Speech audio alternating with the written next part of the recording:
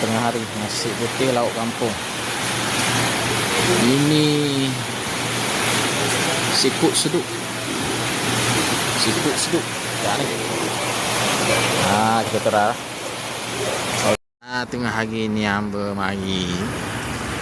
mari pasang banner dekat Lok Banglo area Pajang Manting. Lapar perut nak makan nasi. Nak try di lauk kampung Salai Manting. Jadi kita orang tahu. Sampel dia. Fronting dia. Hujan pula tengah hari ni. Try je lah. Makin lembab hujan. Harga makanan.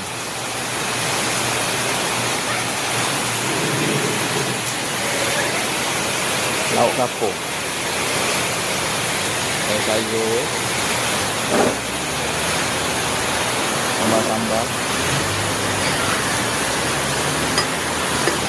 Sayur.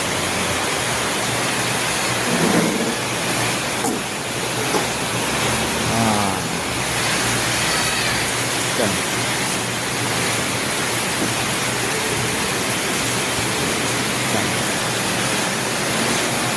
Masalah dia.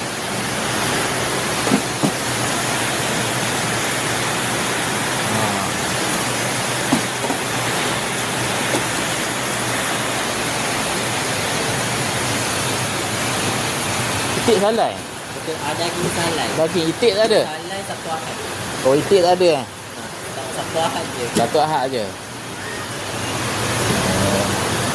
Ni dah kot ni. Bau nasi? Makan. Makan. Berapa sih? Air, tengok air selimau.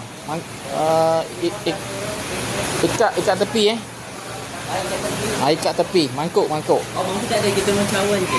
Boleh lah, cawan boleh lah. Saya Kak. Alright.